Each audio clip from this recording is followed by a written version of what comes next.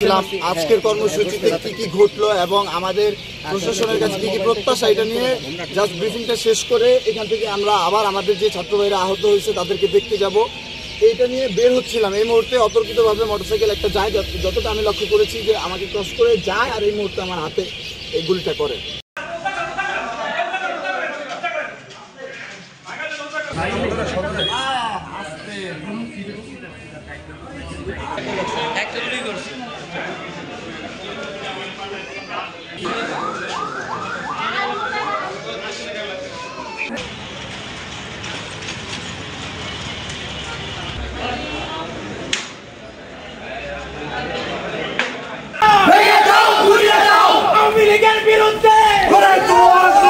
লড়াই হবে একসাথে, ছাত্র শ্রমিক জনতা করে তোলো একতা, বিরুদ্ধে